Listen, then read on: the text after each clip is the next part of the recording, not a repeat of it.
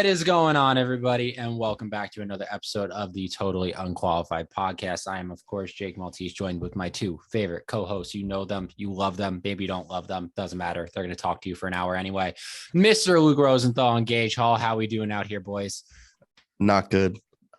I'm sorry to our listeners that you have to listen to my voice like this for the next hour because I have a major sinus infection. I've been sipping on lean, that cough syrup. Can I just rant about cough syrup is fucking disgusting. Yeah, any liquid medicine that you have to drink, I almost have like a fear of them since I was a kid. They're so gross, and to this day, like they sicken me. Absolutely disgusting. But other than my sickness, I'm ready to get into it with you guys. No sickness gonna stop me from the Totally Unqualified podcast. Absolutely. You think there's like a phobia for liquid medicine? There's if there is, then I have it. I'm pretty sure there's a phobia of socks. Like, I'm pretty sure that's the thing. This one isn't liquid medicine specifically, but pharmacophobia, I think is how you say that. There you go. Is a fear of medication and a negative attitude toward drugs in general. So there you go, Luke. You're a pharmacist. I'm a pharmacist. Yeah. Me personally, I'm doing well. Today was my last day at my old job, start my new job soon. So that's exciting. Ready for that. There you go. And outside of that, just chilling. Same old stuff. Awesome. Sweet. All right. Well, we got the guess that player for you guys. And just to give you guys a brief of this episode, we are doing our mock draft 2.0. A lot of shit has changed since the last time we did a mock draft. Everything has changed. Everything. Literally everything. Your favorite players have moved teams. Your other favorite players have, retired and then unretired. And then just teams are swapping draft picks like it's fucking, I don't even know. It's been ridiculous. So we're going to do another mock draft. And then we're also going to get into some news that went on this past couple of days. I'm sure you know what it is with Tyreek Hill. And then, of course, we're going to do a segment where we pick our favorite free agent moves. Could be trades, could just favorite offseason moves in general. And then least favorite offseason moves as well. So before we do that, we start with the Gets That Player. As always, guys, so I will give you that they are currently playing, and it is not a position we usually do. That is the only hint you're getting out of me. Okay. All right. I'll start the stopwatch when you guys start. Is it a punter? It is not a punter. Is it a special teamer? Not special teams. Defense? No. Offensive lineman? Yes. Oh, is it a center? Not a center. Okay. NFC? NFC, yes. NFC North? No. NFC South? No. NFC East? Yes. Okay. Cowboys? No. Eagles? Yes. Okay. Oh, fuck. Lane Johnson? Not Lane Johnson, no. They are playing. Currently. Is it a guard? Not a guard. Okay. Oh, is it the guy who's on The Masked Singer? I don't watch The Masked Singer. Oh, okay. There was an Eagles offensive lineman that was on The Masked Singer. No. Shitty question. Jordan Mailata. Yes, it is Jordan Mailata. All right, he was on The Masked Singer. There we go. Okay. I didn't know that one either. Good question, but terrible question at the same time. Yeah, very niche question. That's like was he on The Masked Singer? Oh, I think that's a stupid idea for a show. I really do. I don't know. It's so I've kind of wanted to watch it, like just to see what it's about. I've heard good things. I've heard bad things. I don't know. And I don't understand how. I think it came out like 2019, and there's somehow 45 seasons. Yes, it's on. It's always on. Always. How are there's always a new season. It's like season 10 already. Like, I started to type in Masked Singer, and it says season 7. It has not been on TV for 7 years. I know that. Yeah, 2019, 7 seasons. Nice. Yeah, I know they had. I know it's based off of like an Asian television show, like that's very similar. So and that's been going on for forever. So we're American. We don't get any of our own ideas. We just of course not. But we make things better. Ergo, The Office, which The Office, yep. Another thing that Great Britain couldn't do correctly, so we had to make our own. All right. But yeah, let's get into some news. Of course, the news that kind of shocked everybody. Was a couple days ago. Was that yesterday? That was yesterday. It was right? yesterday. Yeah. All right. Yes, we are recording this on Thursday, March 24th. So yesterday, we all woke up to news that the Chiefs were allowing Tyreek Hill to shop around for a trade in the NFL. That was wild. And then it came down to the Jets and the Dolphins. And then Tyreek Hill ultimately chose the Dolphins. So, I'll start with you, Gage. What did you think of this trade? I mean, it was insane news when it first came out that because, you just assumed that when you heard that they were working on an extension with the Chiefs or whatever, that it would get done. They would make it happen, especially because we talk about so often that the Chiefs, because of their situation and how much they're paying certain players, that their offense primarily consists of two guys outside of the quarterback, and that's Tyreek Hill and Travis Kelce. And everybody always talks about, well, if one of those guys gets hurt or something like that, then his offense is going to take a huge hit. And then they just decided to trade one of them away entirely. It doesn't make a whole lot of sense to me because he's not a free agent this offseason. Like they're working on an extension, not a new contract. So you would think, if they could keep him for another year, they would, but I don't know. I don't know what happened there, but he's now a Dolphin. I think this is a huge pickup for the Dolphins. A lot of people are saying that they gave up a lot. Obviously they did, but honestly, the Dolphins had the picks to expend. They had the money to expend. And I think that this is a huge pickup for them, despite everyone talking about their quarterback situation, of course. Yeah, just like the Packers aren't able to keep Davante Adams because they're paying their quarterback $50 million. The same thing is happening in Kansas City, where you're not going to be able to pay a big-time wide receiver, a top 3 wide receiver, big-time money when you're also paying your quarterback $45 million a year. It's just not going to work out like that. I think reports came out, I don't know if it was yesterday or today, that when Tyreek Hill and the management were going over their contract extension. Talks sort of broke off after the Davante Adams news, after Davante Adams went out and got close to $30 million a year. I think it's $28 million $28 million a year. And the Chiefs were just not going to be able to pay that. So they wanted to get off of him now while, the kettle was still hot. Yeah. And they got just a boatload of picks. They got a first, a second, a fourth this year. And then a fourth and a sixth next year, which is crazy value for them, especially since they're hosting the draft now. Kansas City is next season, so that'll be fun, especially when their team is picking number 1 overall because they are the worst team in the AFC West now. No, I'm kidding. I don't think Tyreek Hill is a good fit in Miami. I just don't, and I think a lot of it's going to be predicated on what Mike McDaniel wants to do in that offense. I think it's going to be a heavy run scheme. I think it's going to be a lot of play action, but Tyreek Hill just doesn't seem like the type of player that'll mesh well with Tua Tagovailoa. Because Tyreek Hill, he's known for all of his deep routes, catching it, fuck it, Tyreek is down there somewhere sort of plays. I mean, he quite literally got the Chiefs to the AFC Championship on one play where he took the ball 70 yards down the field. He's explosive, yes, but I just don't think he's going to have that same impact with the Dolphins that he had with the Chiefs. I guess we're going to see how it works out, but this puts a lot of pressure on Tua to actually evolve and take the next step. And if he doesn't this season, then, the burner is going to be underneath him. There's no excuse. Mm-hmm. As I swallow my tilapia. Yes. Tyreek Hill, I just don't understand how he would pick. And again, like we were talking about before we started recording, he's from Florida. So he was, he's from there. So he's going home and, it's, no income tax in Miami and in Florida in general. So, you got the nice weather, you got beaches. So listen, I get it.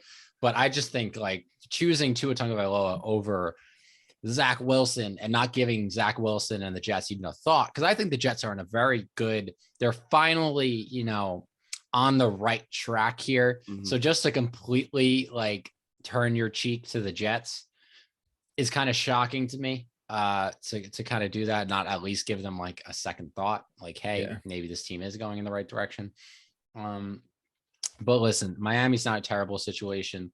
I don't know how he's going to work with Tua. I assume that this is going to be Mike McDaniel's, Deebo Samuel, sort of in that kind of way. But yeah, it's not going to be the same with Pat Mahomes, chucking it 70 and Tyreek just running under it. You're not going to get that with Tua Tagovailoa, right? Everybody jokes that he can't throw deep, which he can't, but he can throw 40 yards. Okay. Like it's not going to be anything like that. But Tyreek Hill the thing with Tyreek Hill is he can take a 5-yard slant and take it to the house. So he can make explosive plays out of non-explosive play calls. You should put that on a pillow. Holy shit. What a quote. What a fucking quote. That was I a should quote make and a half. Sticker, right? Imagine that on a Yeti mug in work. Yeah. Oh yeah. Like, oh my God. But yeah, listen, ultimately I got to give credit to the Dolphins for going out this offseason and trying to prove to the world that they weren't paying Brian Flores to tank, to make their legal case look better. Sorry. They had to distract everybody. Yeah. Hey, So now we have a Stephen good Ross, team. So yeah, Stephen Ross had to go out and spend all this money to make it look like he actually does care about winning. But no, the Dolphins have gotten significantly better. You look at their roster; it's definitely a much better roster. They get Tyreek Hill same day they signed Teron Armstead, so that's another under the radar kind of signing there, and that's awesome. They got their franchise left tackle. Run game looks better with Chase Edmonds and who else they get? Oh, and Raheem Mostert. Raheem Mostert. Yeah, between Tyreek Hill, Jalen Waddle, and Raheem Mostert, this might be the fastest team in football. Mike Gesicki is a great tight end too. Oh yeah. So you got a lot of great pieces on that team. Really fast, right? Didn't he run like a 4.5 or something? Yeah, Mike Gesicki's Mike Gesicki's got some speed. So good for Tyreek for getting the money. 4 years, $120 million. Good contract. He's been one of the best receivers in all of football, if not the best receiver in all of football for the past couple of years. So he deserves an extension like that. And it's good to see that the cap does exist in some sort of way. That the fact that the Chiefs signing all of these people and not having any cap issues was just baffling to me. So it's good to kind of see what that kind of led to and one of their superstars having to leave. I'm very interested to see what goes on with the Chiefs this year because they are definitely the worst team in the AFC West now.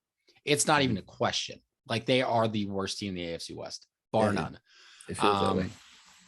And Tyreek Hill, listen, Dolphins fans, calm the fuck down. I know you had a very thrilling day or so. I'm going to bring you back down to earth because you still got the Buffalo Bills, who got a whole hell of a lot better this offseason with a couple moves that they made. So chill the fuck out. The Patriots, you still got Bill Belichick to go through, who he's always getting better with Mac Jones in year 2. So I'm not guaranteeing the Dolphins are even getting to the playoffs in Tyreek Hill's entire tenure with them. I don't even know if they'll get there, but you know who would look really good in the Dolphins uniform? Baker Mayfield. Honestly, that would not be bad. That's interesting. I don't think Mike McDaniels is the type of guy to just up and quit on a guy that he hasn't given a chance, though. At least he doesn't strike me that way. I don't know what type of guy Mike McDaniels is. Like he's very hard to read. Nobody does. He's very odd. It's gonna be a fun team to watch, though. Finally, in Miami. Absolutely. Yeah. Absolutely. I think it'll be a fun offense, despite everybody always, shitting on Tua and everything. I think it'll definitely be interesting. Yeah. And I think now that Miami actually has a good team, I think now is the perfect time to protest and say, let's get these throwback jerseys and throwback uniforms to be their just regular uniforms. They should because they're so beautiful. Yeah. Fuck these teal ones. I want like the dark teal ones with the orange. Oh my gosh. Yeah. With the dolphin with the helmet on. Even their early like 2012, like 2010s jerseys, like the block letters and just that. I loved those. Jerseys. Why the fuck did they ever go away from them? Because they needed this modern look. You don't all need a modern look. Okay. You can't all be the Seahawks. I hate to burst your bubble. All right. There is no better modern jersey than the Seattle Seahawks. They hit it out of the park. Stop trying to be like them. All right. You're not going to do it. Gage, stop bobbing your head there. I could get into shitty jerseys because the Falcons, the commies. The commies. We should do that in another episode, we should top 3 teams that need jersey changes. The Cardinals, Cardinals number fucking one. Number 1, 2, and 3, the Cardinals. The jerseys just don't make sense to me. There's color. It's kind of like the early 2000s Bills jerseys. Those jerseys made no sense to me. Yeah. it's black, it's white, it's red helmets, it's blue. It's like, I didn't even know black was a part, or was it black or a dark navy blue? I have no idea. I didn't know what the color scheme was. It was just confusing all around. Yeah. Oh no, those early Bills jerseys get on my nerves. They just make no fucking sense. But yeah, guys. All right. Speaking about some of the moves that were made this offseason, now we're going to get into kind of our favorite moves of the offseason. Oh, yeah. So we're going to go through, give our favorite signings or trades, then give our least favorite signings or trades. So, Luke, I will start with you. What was your favorite move of the 2022 NFL offseason so far? My favorite move, if I can pull up his contract really quick, was Allen Robinson to the Los Angeles Rams. I think Allen Robinson fills in that role perfectly. You have to replace Robert Woods now. Obviously, he's a Tennessee Titan. Odell Beckham Jr., who knows if he's coming back, if he's going to resign, or if he even plays next season. I would bet money that he probably doesn't play next season, just back-to-back ACL tears, back-to-back seasons. If anything, he comes back late December for a playoff run. Allen Robinson is the perfect number 2 receiver with Cooper Kupp there. I think he's going to play a different role. Cooper Kupp is probably going to be the slot guy, and Allen Robinson's probably going to be the X.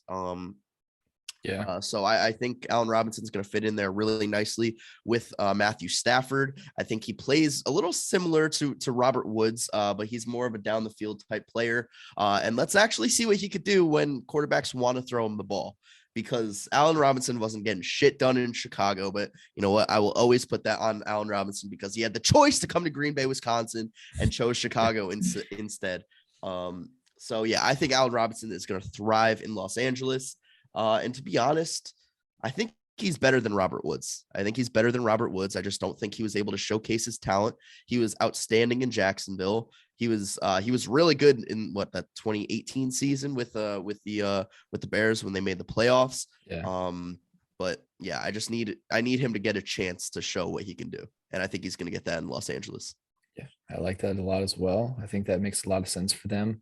Definitely not one that I saw coming, but I think that, after it happens, and like you said, Odell being injured the way that he is, definitely makes a lot of sense. Oh yeah. For me, my favorite signing is one that I feel like has gone a little bit under the radar, but it's not my underrated signing. I'm going to go with Hassan Rhodec to the Eagles. I think that he fills a huge void for them in pass rush because they've been lacking that at the defensive end positions and stuff for a while now. They went out and got, some young guys through the draft, and they're not really like speed rushers, not fantastic pass rushers, or haven't been up to this point. So Hassan Rhodec, I think, fills a huge void. In 3 years, $45 million, that's not bad at all for a guy that he's only 27. And he's been putting up double-digit sacks the past couple seasons, once teams kind of start to use him right. And I think that he fits exactly what they want to do with their new defensive coordinator and stuff. So I really like that signing. And he's from Philadelphia, correct? Yes, he went to Temple. Yes, he went to Temple from Philly. Those are both good picks. Luke, especially love the Allen Robinson favorite signing because Allen Robinson, going back to his college days, he had Christian Hackenberg as his quarterback. So he has quite literally, since coming out of high school, never had a super talented quarterback because he had Blake Bortles, then he went to Mitchell Trubisky and Andy Dalton and Mike Glennon and whoever the hell else the Bears had. He didn't get along with Justin Fields. So he finally has a great offense, and a great quarterback to finally throw him the football, and he can go out and maybe get that Super Bowl ring. In terms of my favorite signing, this one, it's low hanging fruit, but I'm just going to do it. I love Von Miller to the Bills. Yeah. I listen, the contract, this isn't our favorite contract segment. This is a favorite signing segment. Yeah. Just the player, okay. The player to the team, the player to the team. Exactly. So Von Miller instantly upgrades this already great defense. They were the number one scoring defense in the NFL this year, pretty much number one in everything. Yeah. Oh my God. So this is like Von Miller. I don't think any of us were expecting it. Von Miller looked like Super Bowl MVP Von Miller towards the end of the season during that playoff run. Absolutely. Like he got 2 sacks in the Super Bowl. He probably could have been eligible for another Super Bowl MVP. Like he was damn good. This guy still has plenty left in the tank, and he is going for that other ring. He could have just signed with another team. He's already got 2. He doesn't need another one. All right. And He's done all you can do in the NFL. First team All Pros, defensive player. He's won defensive player of the year, right? He's had to. He's during that Super Bowl year. They had to have. Yeah. Oh no, 2011. 2011 was his defensive rookie of the year. Yeah. Yeah. He had to have won it during that Super Bowl year. He was insane that year. But he's done everything he could possibly do in the NFL. And he joins the Bills, instantly adds to their pass rush. He never won it. He is not. He has not won a defensive player of the year. Oh, because that year was Josh Norman's coming out party. The year they went to the Super Bowl. That was 8-time Pro Bowler, 3-time All Pro. Well, 2015, that was Josh Norman. Yeah. I don't think he won it either. I was thinking it was a Super Bowl year when they went with the Broncos, but that was the year that Josh Norman just like popped on the scene, became the best corner in football, was just doing all this shit. Did Khalil Mack win it that year? No, it was Josh Norman. Josh Norman won. I don't think he did. In 2015, he didn't win it. In 2015, JJ Watt won defensive. What? Yeah. Makes sense. Duh. No, wouldn't it have been 2016? 2015 Yeah, no, he went back to back. JJ Watt went back to back. I thought it was either Josh Norman or Von. How the fuck was it not Josh Norman or Von Miller that year? In 2016, JJ Watt and Khalil Mack were co-DPOYs. What the fuck? So you're telling me that year when Josh Norman was the talk of the NFL, he did not win defensive play? That's bullshit. Only 11 sacks. I feel like 32 quarterback hits. I feel like because Josh Norman, I don't think was getting as much praise. I feel like it was that whole defense. I mean, the linebackers and like it was the defense. Yeah, it was more everybody than just like the Josh Norman show. But I feel like, all right, Von Miller should have been in that discussion. But anyway, Von Miller, all-world outside linebacker, defensive end, wherever you play him. And he instantly adds to that pass rush with Gregory Rousseau and Ed Oliver and whoever the hell else you got on that front four over there in Buffalo. I mean, the rich are getting richer, and I just can't wait to see. I'm rooting for Buffalo, man. They cannot waste another Hall of Fame quarterback. Like, they can't do it again. They cannot. They already did with Jim Kelly. They got to get to a Super Bowl. And with the state of the NFC right now, whatever AFC team gets to the Super Bowl over the next 2 or 3 years, probably winning it. Let's be honest. I do want to correct myself real quick so people don't attack me over this. Khalil Mack won in 2016. Not it wasn't it was just Khalil Was Mack. That the year Khalil Mack was all pro, first team all pro in 2 positions? Yeah, had to. Yeah. Okay. All right. So he had 11 sacks, an interception, touchdown. We should do an episode of like who won each award going back, year after year. That would be fun. Like going back and just talking about it. I did that with first overall picks with you. Yeah, guys, and I couldn't remember fucking Trevor Lawrence. Couldn't remember Trevor Lawrence. But we won't be guessing them. We'll just go through them so that we don't look stupid. No, I think we should guess them. I think we should try and bring our memories back. I think you just want to do that because you'll look good. I wouldn't look great. Yeah, I can't. I could do draft picks. I can't. I think we would all look like shit, but I'm for it. If you ask me who the defensive player of the year, I guess defensive player of the year, you're pretty safe guessing. Over the 2010s, you're pretty safe with Aaron Donald or JJ Watt. Yeah, like any of those guys, you're pretty safe guessing them. But it's like Super Bowl champions. You're pretty safe guessing the Patriots in the 2000s. Yeah, pretty much every year. Yeah, but I love Von Miller to the Bills, and I think he just adds to that defense, especially with Tre'Davious White coming back this year. I mean, that defense, I can't even fathom how good that defense is going to be. It's going to be ridiculous. Yeah, like best defense in the league, and it just got better. It's crazy. Exactly. Yeah. As for my least, we're doing underrated as well, correct? Yes, correct. Underrated. Okay. Yes. Yeah. As for my least favorite free agent signing, I'm going with Randy Gregory. There was some controversy of who he signed with because at first reports came out, he signed a 5-year deal with the Cowboys. Oh, wait, no, just kidding. He signed a 5-year deal with the Broncos. Like, by the way, free agency this year and people just backing out of contracts and then just like going to another team. Like, what the fuck? Yeah. Like, are on top of all of the crazy moves that's happened this season or this offseason. Anthony Barr did it first. Zadarius Smith, I'm telling you right now, would have been my favorite signing to the Ravens, and then he backed out, and then he went to the Vikings. What the fuck, Zadarius Smith? J.D. McKissick did the same thing. He was going to go to the Bills and then return to Washington. A little bit of I wouldn't put J.D. McKissick on the same. Well, I'm just saying as far as players that have done it this year. Smith. I'm not saying Yeah. No, I know. They are. I know. As for Randy Gregory, though, I just don't think he could be trusted off the field. He hasn't played a full season, and he's been in the league since 2015. He's been suspended for years on end. And he's really, I just don't see enough production on the field for him to warrant a 5-year, $70 million deal. Like, I think he's a good piece opposite side Bradley Chubb. And I think you needed to go out and make a splash signing like that, especially in the crazy AFC West with every team signing everybody. Yeah. I just don't love it. Like 5 years, $70 million. What is that? Like 13 mil a year around? No, 14. I don't know math. The average is 14 a year. Yeah, 14 a year. I just don't know if he's worth all that with all the off the field issues. Hopefully those are behind him, and hopefully he's able to like stay healthy and play a full season. But I'm not giving out that sort of contract to someone who has continuously just sort of, underperformed on and off the field. I don't love it, and he's that's my least favorite for agency signing. I mean, they say the whole reason that he ended up choosing Denver over the Cowboys is because of the language in his contract saying that if he had any suspensions or anything like that, that they weren't going to pay him. And as much as that just sounds bad on the Cowboys, and it's like, oh, they lost a guy because of something that seems petty, they put it in his contract for a reason. There's history behind that. You know what I mean? Weird question, but is marijuana legal in Texas?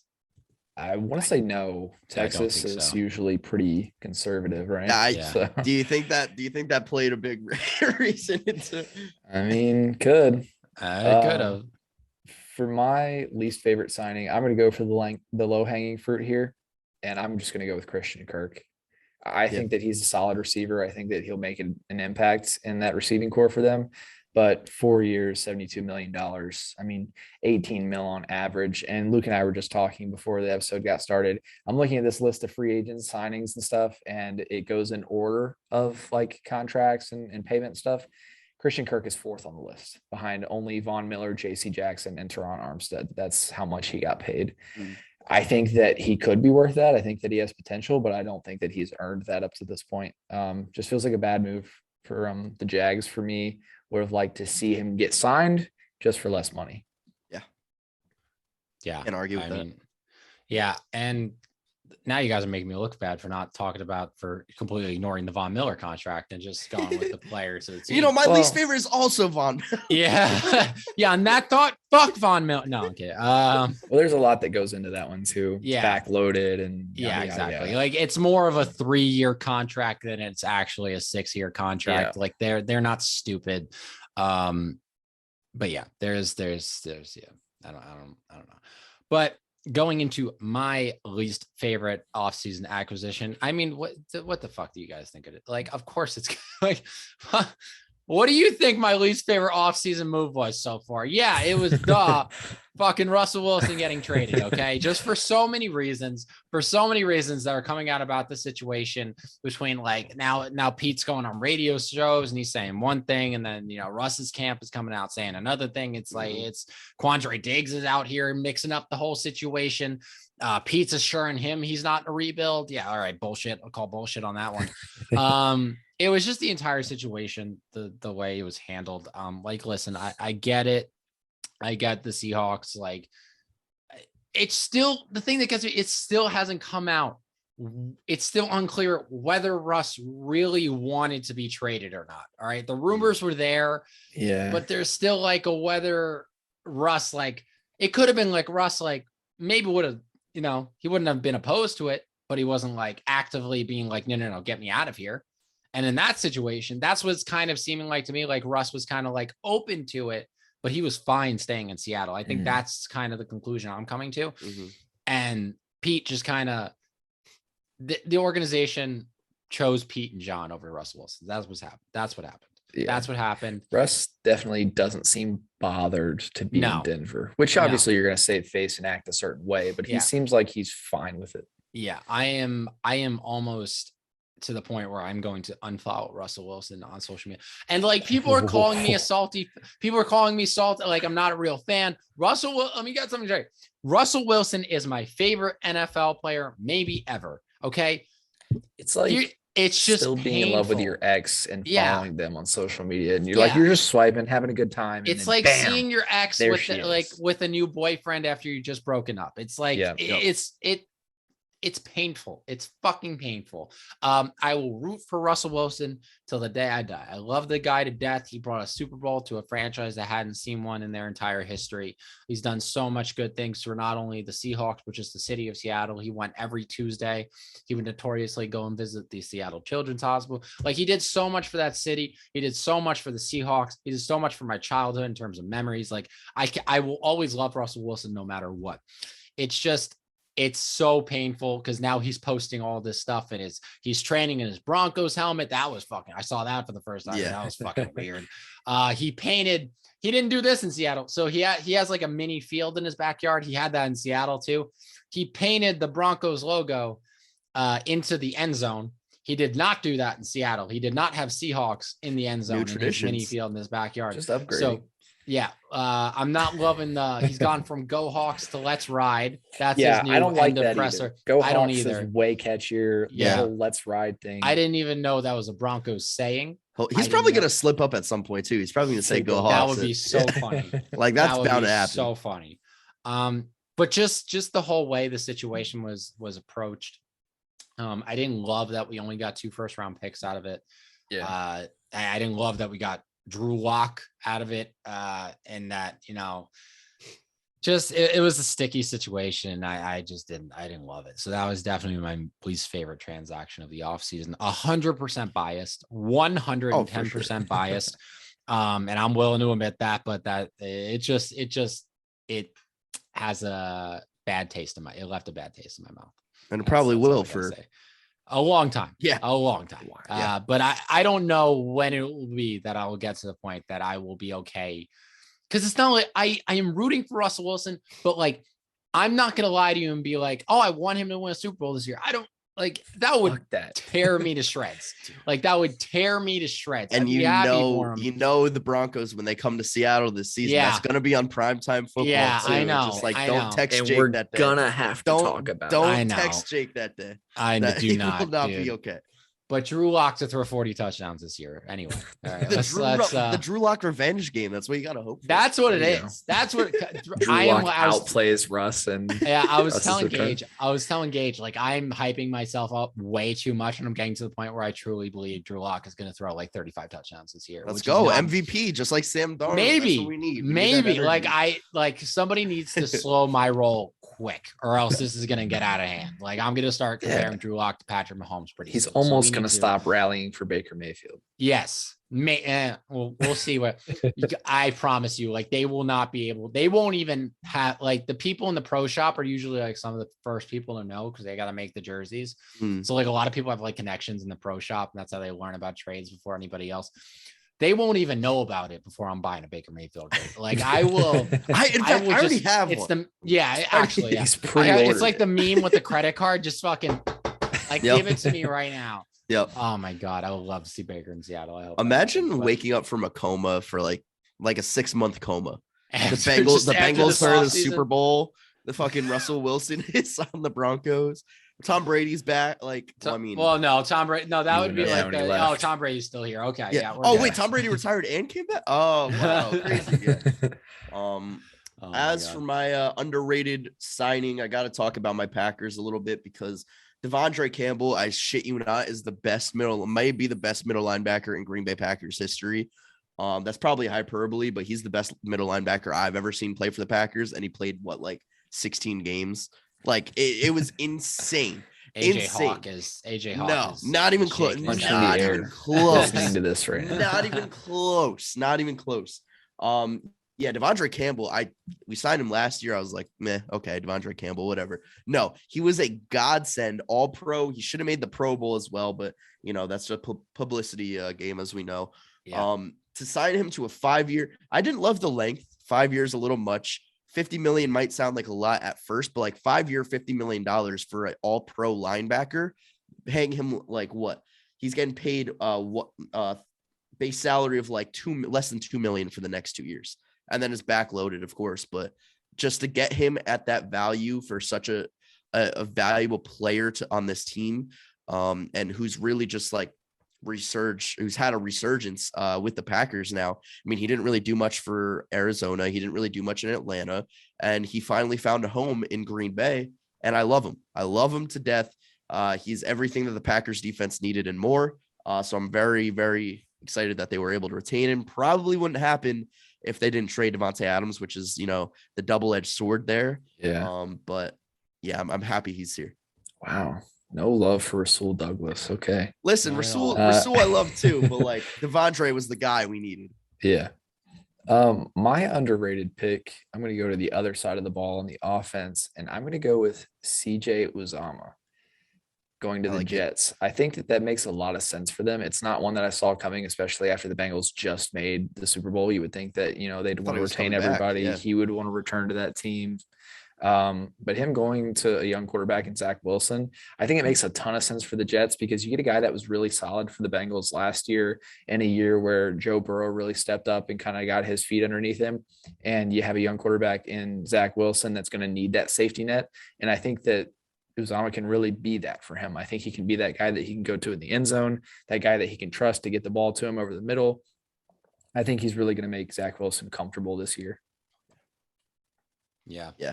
Absolutely. I mean, that was honestly like as low key as it was. Like CJ Uzomah is not this big name in football, but that was honestly one of the most shocking moves. Because he seemed like the voice of the Bengals. Like he was a very, notable leader on that team. Especially for that Super Bowl run. Like he was pretty much the leader in a lot of ways other than Joe Burrow for that team. And just to see him kind of, leave. That was kind of crazy, but he's mostly been a backup tight end for most of his career, I would say. And see that he's 29 years old now too. Yeah. So it's not like he's some young guy in front of him. Yeah. It's his last time to really get the bag. So I don't. Yeah. 3 years, 24 mil, 8 mil a year. He peaked at the right time. He did. And then good for him. He deserved the money, and the Jets have needed Chris Herndon really hasn't been all that special. So the Jets have needed a tight end ever since they drafted, what was his name? Fuck, I can't even think of his name now. It was somebody. It was a tight end. That's all. Ever since Tim Tebow. Yeah, Jordan Leggett. Was that it? Oh my God, that name just popped in my head. That's a random name. Somebody look up if that's. So it was Leggett. They had Safarian Jenkins for a hot minute. That was Tampa that drafted him. Yeah. Anyway, my underrated signing is going to be Uchenna Nwosu. I know I'm being biased here, but this is honestly pretty much every move the Seahawks made was underrated. But Uchenna Nwosu to the Seahawks, he was a guy that had 5.5 sacks at the outside linebacker position for the Chargers last year. Had a ton of impact on that team. Just didn't get a lot of snaps. Honestly, he just wasn't put in for a ton of snaps. So now he goes to Seattle. New defensive coordinator. They're switching to a 3-4, which I do like. I like that they're finally mixing up their defensive scheme. It's been pretty much the same basic shit. Everybody knows the Seattle scheme. This isn't 2014, like 8 different teams run it at this point. Like it's not something special anymore. So it's nice to have, a new defense coordinators kind of, changing things around. Uchenna Nwosu, didn't have to spend a lot of money on him. High impact guy. He's going to be playing a ton of snaps there. Mm-hmm. And I honestly would not be surprised if this guy got double-digit sacks this year. So that's a name to look out for. He's going to be a big pass rusher for us.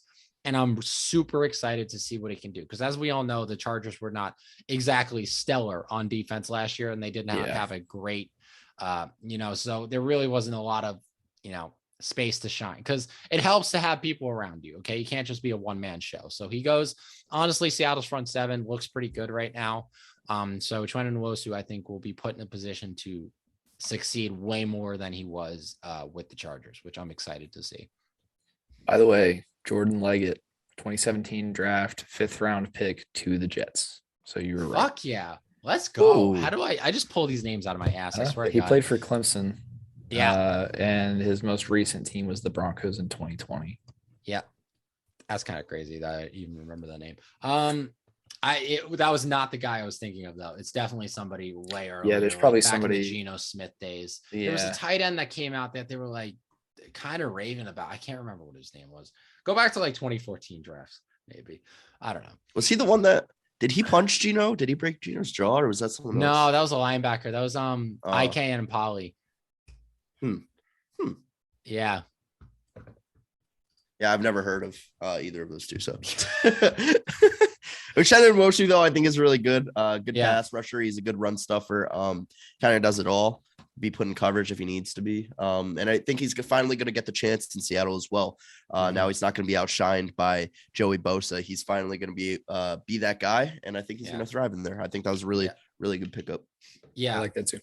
And I'll also we also re-signed Justin Coleman, who was like honestly one of the best slot corners in the NFL when he was with us in like 2017, I believe. Then he went to the Lions in that Matt Patricia system and was just fucking a Seattle reporter put it great. It was like him and Quandre had the pleasure, if you could say that, of being teammates in Detroit under Matt Patricia, and now they're reunited in Seattle. But I'm really excited to get Justin Coleman back. He's a corner that kind of doesn't get the respect he deserves, but a really good slot corner. So I'm excited. The defense honestly looks good. Like the secondary is a little spotty for us. I mean, safeties are fine, but like I'd like to have a number. I really hope we get Sauce Gardner in the draft, but that would actually be a perfect transition to the mock draft that we are about to do. So let's get our GM hats on, people, and let's get ready to fucking do this shit. Let's get ready to draft some busts up in here. All right, let's do this. All right. Does anybody have the NFL draft sound on cue? We need a soundboard. That's what we need. We do a soundboard. We need, we got to Can't be that expensive, right? We'll get our editor to put it in post edit. So us, like our editor isn't, like our editor isn't us, and then our other editor. And I'm telling you right now, I'm not doing it either. Oh my God. I do want to preface it for the people at home. I intentionally, like I already told you guys, intentionally made it where none of us will be picking for our own team this time, as opposed to last time where we were all picking for our own team except for Jake. So it'll make it interesting. We'll maybe get some reactions to some picks that people may like or may not like. So yeah, Jake is still not picking for the Seattle Seahawks, Still even not though they picking have for the a Seattle first round Seahawks. pick now. Yeah, they do. All right, let's get this shit started, boys. I'm so excited. There's nothing that I love more than a good mock draft, like honestly. All right, there's a couple things I love more, but not like, but like man, a good mock draft, great mock draft. Like a mock draft is just like when I could pretend like I'm making millions of dollars as an NFL GM. Fucking awesome. One day. Yeah, let's get this shit started. Listen, if I could win 4 straight Super Bowls with the Colts in Madden franchise, you're telling me I can't run an organization with millions and billions of dollars at stake? Hear it. Yeah, come on. Yeah, very true. Very true. Come on. All right, let me just Jake, you have pick 1-1. You have the Jaguars. All right, let me just 1-1. These. Yeah, the order is selected. Jake, then me, then Luke, and then start from the top, work our way down. Let's get my PFF draft thing ready to go. All right, let's do this shit. Who the fuck has? Oh yeah, all right, sweet. All right, let's do the center draft. All right, start draft. Thank you. Okay, I gotta get something. Hold on 1 second. Okay. Wait for it. Ah, shit. Wait, it's connecting my headphones. Guys, I promised last. Okay, here we go. There we go. Oh my God, it's draft time, guys. It's draft time. It's draft time. It's draft time. I don't know who did that. All right. With the first selection in the mock draft 2.0 of the Totally Unqualified podcast, the Jacksonville Jaguars select Kayvon Thibodeau, edge rusher out of Oregon. Whoa. Yeah, I don't buy this bullshit that anybody other than Kayvon Thibodeau is going first overall. I still think he's the best player in this draft, and it's the guy is a beast. Like the guy is a freak athlete. When we interviewed, oh my God, what's his name? Alex Forsyth. Yeah. When we interviewed Alex Forsyth, like he couldn't say enough like great things about Kayvon Thibodeau. So This guy is for real. He's going to be a dominant pass rusher in the NFL for a long time. So the Jacksonville Jaguars with the first overall selection get their Myles Garrett, they get their JJ Watt, they get their Carlos Dunlap, even though Seahawks just released him. They get their Uchenna Nwosu, if we're putting him on this level here. Geez, you're not making it sound good for the Jaguars. They're drafting Uchenna Nwosu. No, but Josh Allen and Kayvon Thibodeau. That's a pass rush. That's a legit pass rushing force right there. That's really good. That's a good D line to have. Oh yeah. Yeah, I think that's definitely a good pick. I think that makes a lot of sense for them. With all these mocks and stuff I'm seeing, though, I mean, it seems like Thibodeau just keeps falling further. Yeah, I do see further. I don't Why? know. He's just slipping. I think because of the combine, a lot of these guys are working their way up, and he's just he's fallen. I guess he didn't impress very much, or he just did what they expected. You know what I think? You know what I think is happening? Since we don't have a guaranteed first overall pick this year, I think people are just getting bored with their mock drafts. I think they're just trying to change it up, switching it up, flip it around. Yeah, I think they're just trying to have some fun with it. I feel that. Yeah. You know what? I can get behind that, and that's why I'm going to switch it up. And we're going to get crazy right off the bat here because I know everybody is like, oh, Aiden Hutchinson is going to just stay. You know, he's just going to stay in that 2 spot. He's definitely going to the Lions. Nope. Kyle Hamilton is going to be a Lion with the 2nd overall pick in the draft. They're going to go because the Lions are the Lions, and it's not like as big of a position of need as plenty others. They're just going to go ahead and take him right there. I think Kyle Hamilton is the best player in this draft, personally. That being said, positional value just isn't there for a safety. And you never really seen a safety get taken this high. But it's the Lions. True. I'm taking that into consideration. What's his grittiness factor though? That's what Dan Campbell. Yeah, no, we need to start testing this at the combine, because if we were testing this at the combine, I might be the Can number we one get an overall official? Can we trademark that as a totally unqualified stat? What's their grittiness factor? What's their grittiness? I'm gonna start watching film just for guys' grittiness. I'm not gonna look for anything else but that. Yeah. Can they gritty? You can make a clear comparison to if a player can gritty, they will succeed in the NFL. Yes. I think there's a pretty clear one-to-one comparison. I think you guys are crazy for not taking Aiden Hutchinson with either of the first overall picks. So congratulations to the Houston Texans. You might have just got possibly the best player in the draft. I think it's Kyle Hamilton, but still, as you just called Kyle Hamilton the best player in the draft. No, but I think Aiden Hutchinson plays a much more important position, and I think they really just haven't found a guy ever since JJ Watt left. This fills that hole and gives them an actual piece to build around on their team, because they just have nothing. That's it, nothing. Hey, Davis Mills is something. Oh, boo. A long ass neck. That's what he is. All right. Who's up next? Am I up next? Yep, you got the Jets. Next. Oh, I got the Jet. Oh, this is fun because Jets fans were pissed off at me this week. That was a fun situation. All right. Well, how am I going to piss them off more now here at 4? I don't see a need for them at tackle, right? They got let's see. They got Mekhi Becton. They went out in free agency, got Laken Tomlinson. They got some other good O-linemen, maybe. And I don't know. I don't think any of these guys would want to play right tackle. So I think I'm going to change it up a little bit here.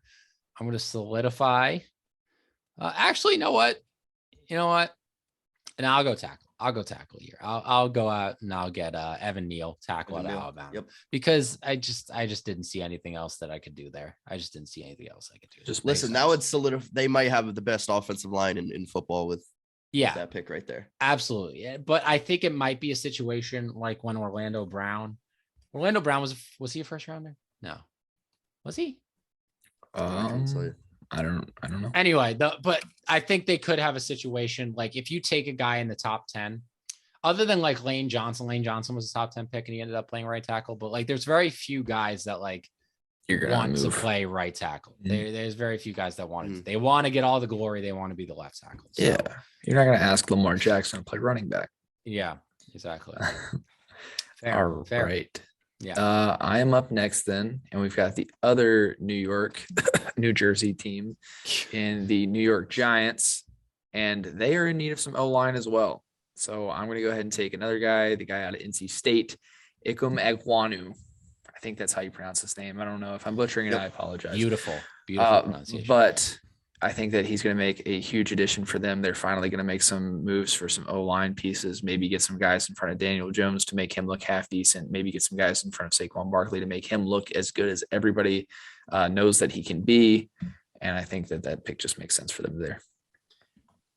Yeah. They've been needing offensive line forever. literally. Yeah, literally forever. Years. Forever. Yeah, I think that's a great pick, and they have another pick coming up. They might double up on offensive linemen. I wouldn't be surprised. That's what we did in the last mock. Oh yeah. Well, we had. I have the mock draft. Yeah, we went back to back offensive linemen. Yeah. Oh no, four offensive linemen straight in the last one. First singer of the mock draft so far, I have the Carolina Panthers taking their quarterback of the future, Malik Willis. I think he's the best quarterback in this draft. I think he has the most star potential in this draft. And I think he brings a lot to the table. Sam Darnold is clearly not the answer. Sam Darnold is getting paid $18 million to throw 18 million interceptions this season. And that's just not okay with me. And I don't think that's okay with Panthers fans. So yeah, Malik Willis, I think, is the future. They got to solidify their guy. Probably got to, upgrade the offensive line to really make sure that he can actually play and play well. But yeah, I think Malik Willis is their guy of the future. I think he's the first quarterback taken off the board.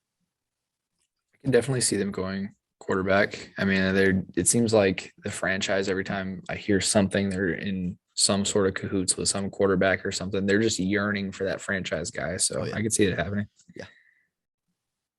Yeah. I mean, honestly, I don't know if Malik Willis would go this high, but when it comes to a quarterback, like, the old saying, like, it doesn't matter how high you go up, you give as much as you want, you go up. It doesn't matter about the value of a quarterback. You go up and you take them. So sure.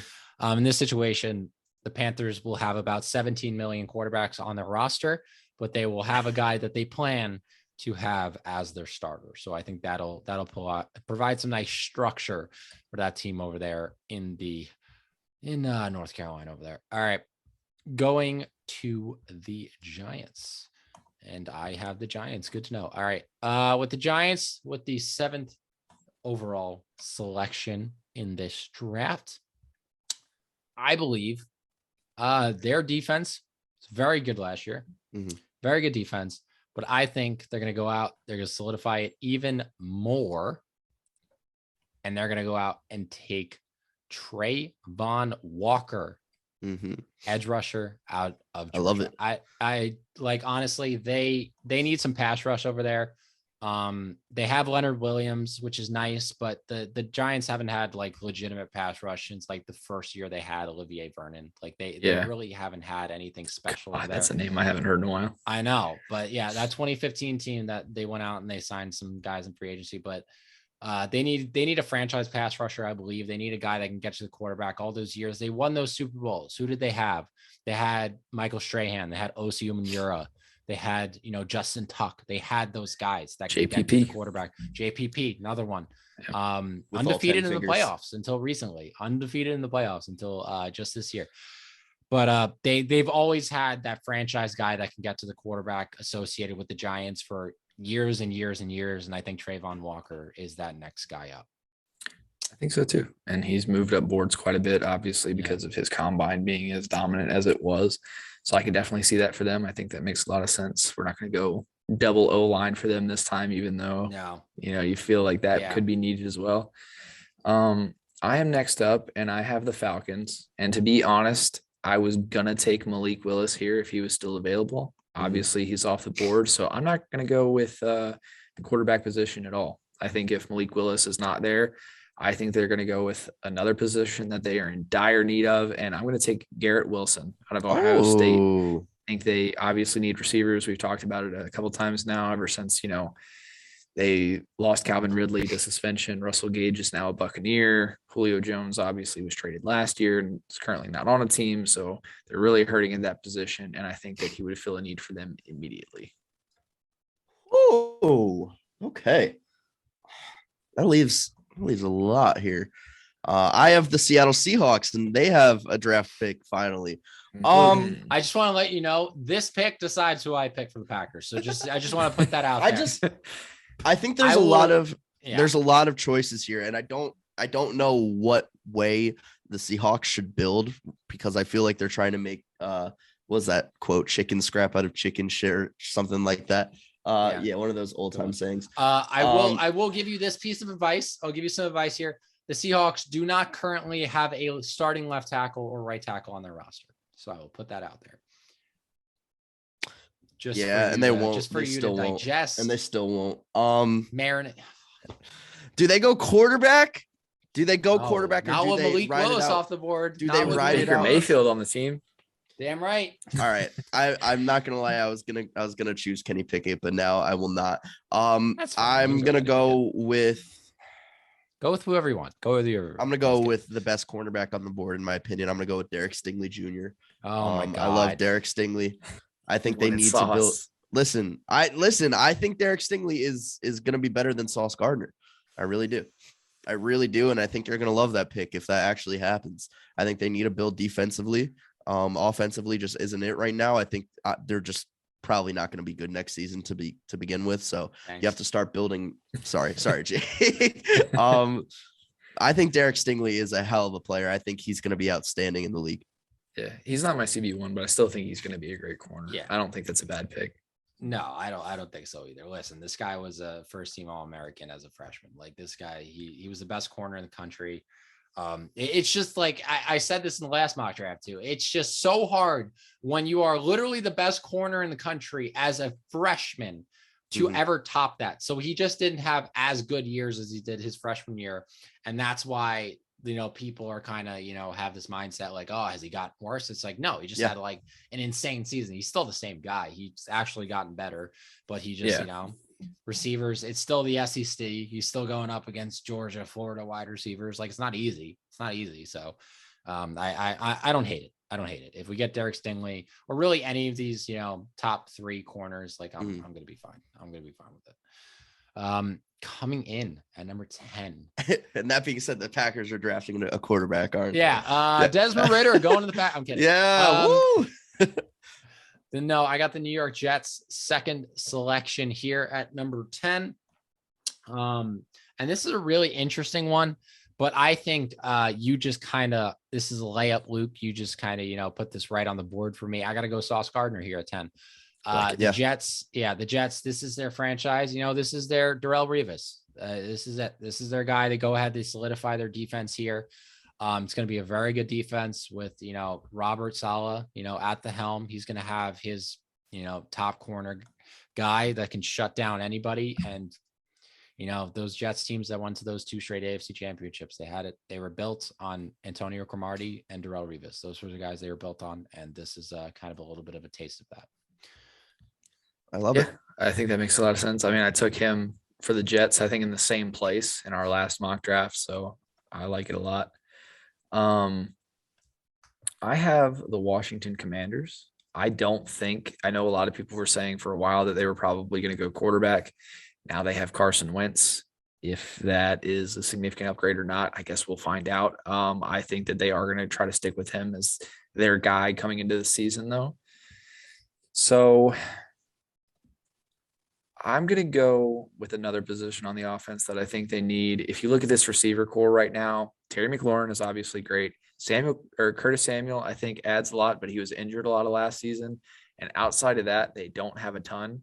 So next off the board for me, I think Drake London goes from wearing red and yellow to wearing red and yellow. I think that Drake London goes from USC to Washington to be their next receiver up. Ooh. I like that a lot. Him and Terry? I watched Scary Terry. I watched Curtis TikTok Samuel earlier. too. Don't forget about Curtis Samuel. I did say Curtis Samuel. He spent so much of last season injured. So true. I heard I was watching a TikTok earlier of this guy. I can't remember who it was off the top of my head, but he was saying Carson Wentz just hasn't been able to play with a number 1 receiver. I mean, Michael Pittman, but I think he's still emerging. And then all of his time at Philly was kind of just a bunch of Nelson Aguilar, Alshon Jeffrey. Yeah, during his best season, it was Alshon Jeffrey, and Alshon Jeffrey, obviously, like people don't talk about that really, because like Carson Wentz, we saw kind of take this dip, but at the same time, we saw Alshon Jeffrey take this dip, and I don't think it was entirely based on just Carson Wentz's play. I feel like they kind of negatively impacted each other almost. All right. So how can I fuck up the Vikings? Wait, who was so I have the wide receiver straight. Who was Garrett- selected for Atlanta and then who was selected for Washington? I took Garrett Wilson for Atlanta, and then I took Drake London for the Commanders. Okay, thank you. The commies. All right. Commies, baby. Admittedly, I think the Vikings have a really solid roster, especially after picking up Zadarius Smith, because I had them taking George Karlaftis, I believe, in the last one. So they could kind of just go best player available here. But who is that best player? I'm gonna go Trent McDuffie. Cornerback out of Washington. I don't think their cornerbacks are set right now. I mean, it's Cameron Dantzler, and that's it pretty much. Maybe they go out and get a Stephon Gilmore to fill that hole. It's Harrison Hand, and then Chris Boyd and Perry Nickerson. Those are their four cornerbacks on the roster right now. What a crew. Yeah, big that's some Legion of Boom, no fly zone type defense. Yeah, I think that I'm gonna go Trent McDuffie. I think he's versatile. I think he could get the job done. It's a good pick. Position of need, obviously. Get that defense back to where they've had it before. 100%. All right. I got the Texans here.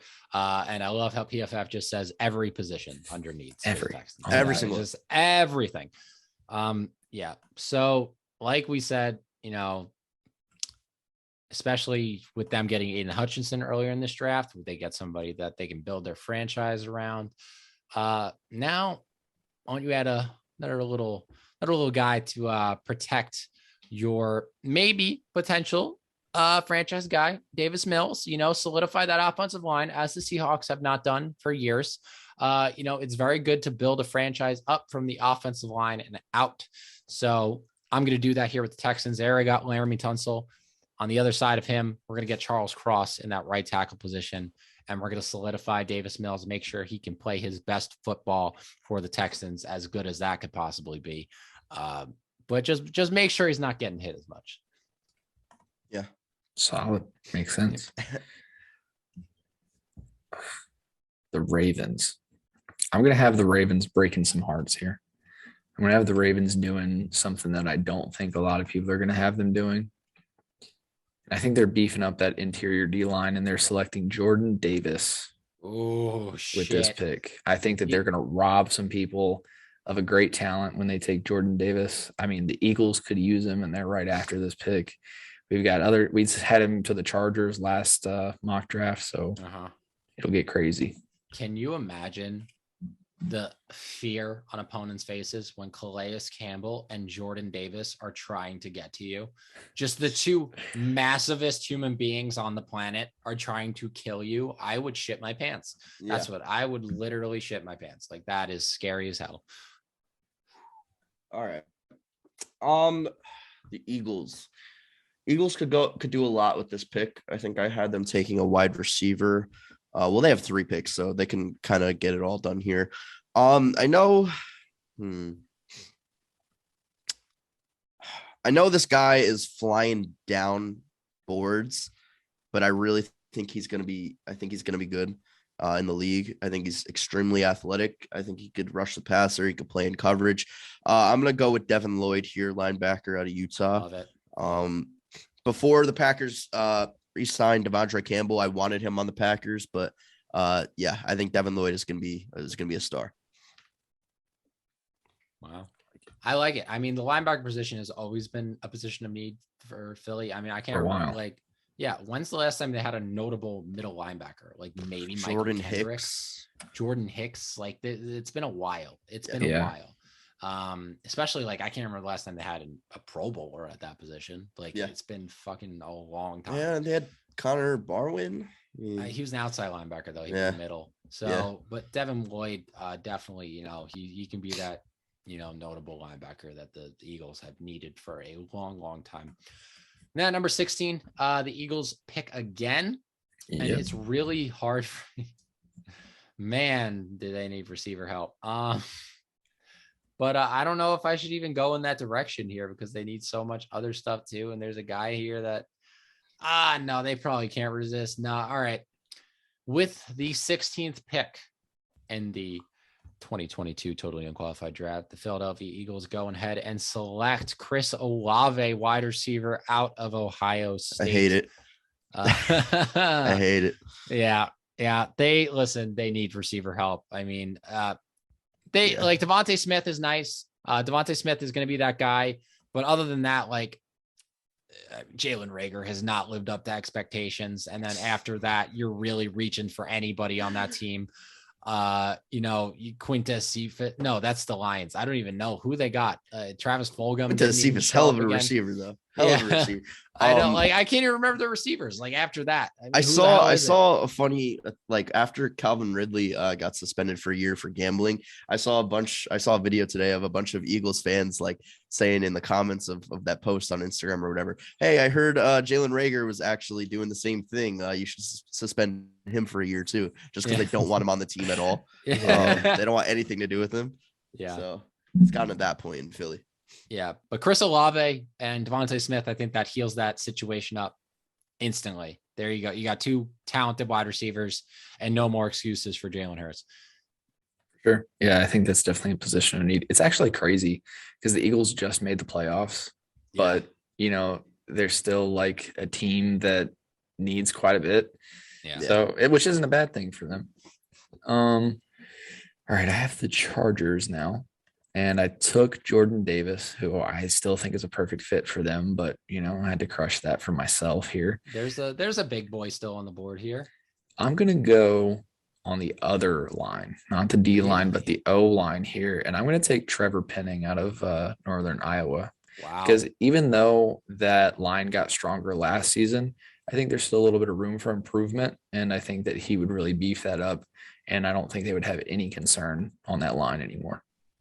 Yeah, they got to protect the merchandise. Like Justin Herbert is their present and future, and he is that franchise. He could possibly be the greatest quarterback in that franchise's history, and that's saying a lot because they've had some damn good quarterbacks there with the Chargers. Yeah. But that could be the guy that finally leads the Chargers to the Super Bowl. So they got to protect him at all costs. I like it.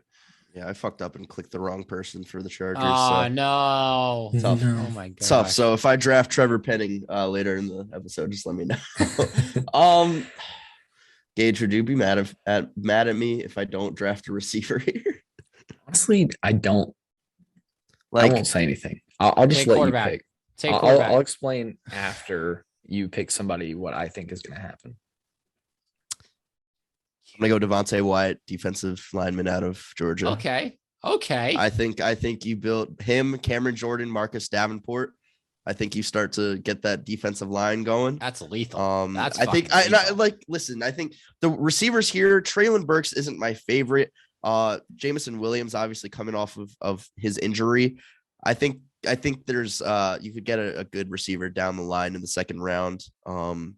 So yeah, I think you go here and you get Devontae Wyatt. I agree with you can get a good receiver in the second round part. I gotta say, I fucking hate that. I don't want that at all. I think that we'll likely go offensive tackle first round, and then as you always do. And then and we just lost Teron Armstead. It's a big position of need. We got a couple of guys that aren't so hot at that Bernard position Raymond, right maybe. now. Yeah, that's what I was thinking. Yeah, that's who I just picked to the Chargers pass. So I think that's where we'll go first round and then receiver later. But D-line, I mean, maybe. We got David Onyemata. David Onyemata's solid. He's not like fantastic, but he's been good for us for a while. I think I like it personally. Maybe defense. I'm not the Saints. I'm not the Saints fan though, so understandable. We'll see. All right, I got the Eagles at 19 here, and I am going to come back and get the guy that has fallen down boards for some reason, and get the beast out of Purdue, Mr. George Karlaftis. They get in a really good edge rusher here. This guy has potential. This guy is kind of a wild card where he can go, but I think he could go in like the top 12, top 13 picks. Really good pass rusher here. And they just add to that defense. So now they got Devin Lloyd, George Karlaftis. I mean, that is a ton of talent to add to your defense in the first round on day one of the draft.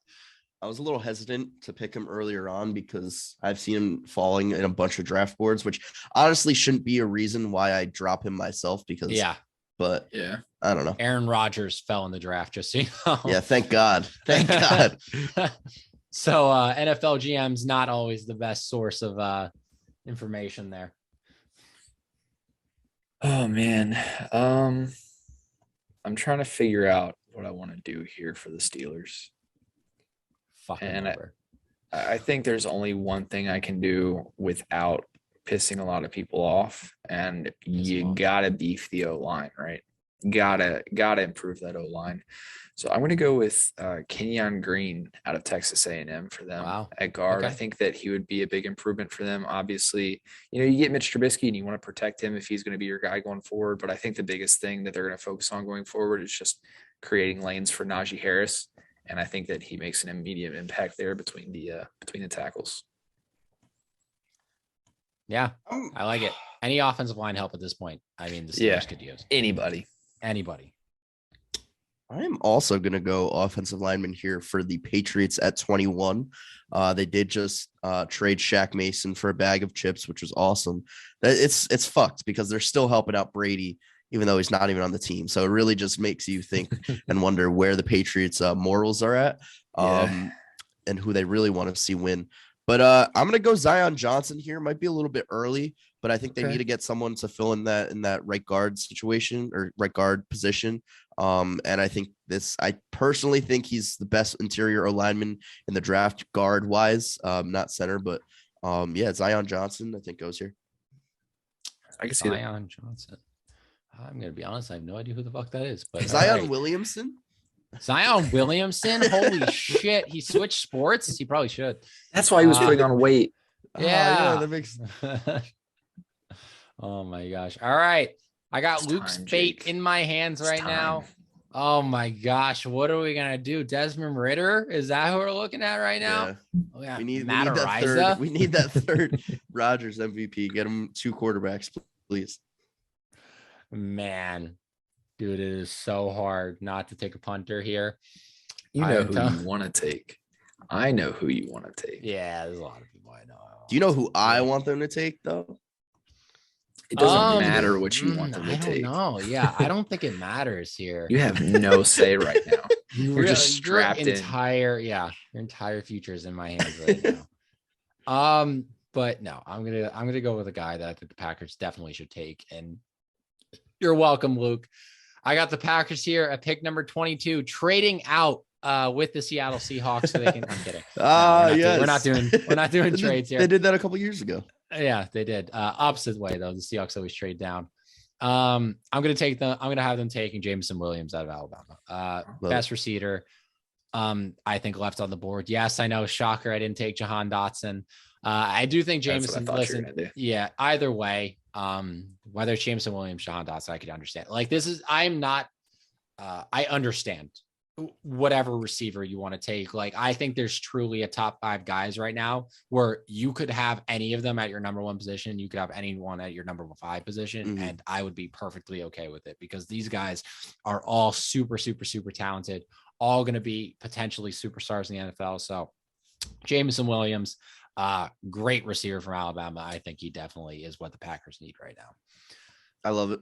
Personally, I really want Trevor Penning. Like I want Trevor Penning. So well, he's not on the board. Luke, I know he's on my board. He's on my board. So tough shit. You got Jameson Williams on my board. Aaron Rodgers is not throwing the cardboard anymore because of me. So you're welcome. I think Devontae Adams, Jordy Nelson, Randall Cobb, all Greg Jennings, all besides Randall Cobb. Randall Cobb's still all there, second round picks though. I think that they would go with a guy like Jameson Williams if they end up picking up a receiver before the draft, like in free agency. But I think they might go with somebody else that's gonna be somebody that can play right away if that doesn't happen. I'm saying all my Packers fans listening, the 2 of them that are listening, including myself, don't be surprised if the Packers don't pick a receiver day 1.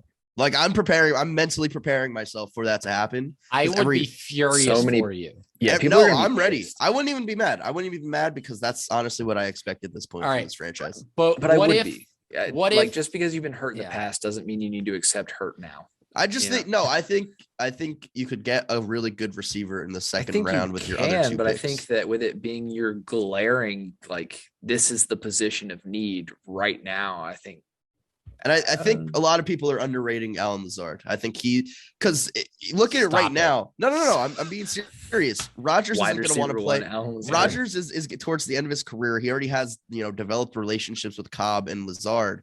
I don't know if he's necessarily going to be 100% open to having to develop new chemistry with a new guy. I think Alan Lazard is going to be a beneficiary of that. I don't in think my Aaron Rodgers opinion, has a fucking choice. in my opinion, I think Trevor Penning would a little early in this draft. So I think he probably would be available at this position. But he's still available on my board. If you want to come to Oswego, New York, we could draft on my laptop. All right, great. That's great. We're not Anyway, there. So moving on. I have the Cardinals at pick 23, and I'm just the receiver guy in this one, fellas. I'm just taking all the receivers. They're all going off the board to my teams. And I mean, if you look at it here, Christian Kirk, who I was talking about earlier, is no longer on the team. AJ Green is currently a free agent. So they have DeAndre Hopkins, who's obviously fantastic. And then after that, they have who? Nobody really. Who did they draft last year? I'm forgetting his name right now. Rondale Moore. Rondale Moore is obviously on the team. He showed some things last year early, but kind of fell off toward the latter half. Mm-hmm. So after spitting out all those words right there, I'm finally going to get to it. At pick 23, the Arizona Cardinals are going to take Treylon Burks out of Arkansas. Nice. I really like that, actually. I love that. That might be my favorite pick of the draft. I don't like that. I don't like you don't like it? No, I just don't think they need wide receiver. Like, I think that's like one of their least. I think they need to protect. Like, Kyler got lit up. Like, as much as he didn't play well, he got lit up in that playoff game. And I think they need I think they need guard help. And with Tyler Linderbaum sitting right there at center, they could for sure. But for I mean, just based on what I've seen, they're not even listing O-line as like one of their positions of need. I think that's crazy. Not even like a secondary position of need. They're looking at corner, receiver, maybe edge. They're going the Seahawks route. That's what the Seahawks do. They go the flashy positions and they don't fucking focus on what you need the most. Yeah. But I don't know. Interesting. We had David Ajabo going to the Cardinals, and then obviously he injures his knee and probably not going to play the season. Yeah. Probably falls out of the first round. Yeah, which sucks. Sucks for him, man. Yeah, great player. Yep. All right. Who we got next? Is it me next? Yep. No. Oh, it's not me. It is. Yeah, it's you. It is. It's me. Oh, okay. Yeah, good thing I'm looking at the fucking Bills depth chart because I'm thinking I'm drafting for the Bills. Hold on. Let me. Yeah, you're picking for the some Cowboys. Tips, though. That'd be good for me. Yeah. All right. Cowboys. What do we need?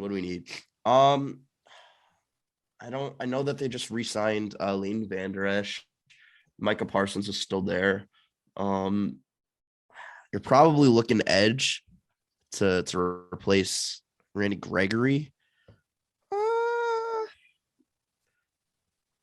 Yeah, I can't. I'm gonna go Boye Mafe out of Minnesota. I'm going Boye Mafe. I know they have what's his name? Dante Fowler now. Dante Fowler isn't anything. He's, replacement level, if anything. It's not my favorite pick, but I think this might be a candidate to trade back. The Cowboys are to try and get more, depth later down the line. I can see that. Yeah. I have no issue with that. I like it. Either one win so far this offseason. Yeah. 25th pick. I think this is probably the most obvious one, but I mean, it might not be.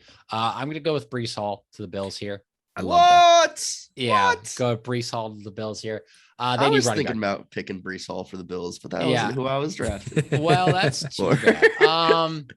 Yeah, running back, like I literally just looked at their depth chart and I was like, nope, no, that's good. Running back, yeah, that's it. It's literally it. Like they're fine everywhere else. Everywhere else. The O-line, corner, maybe.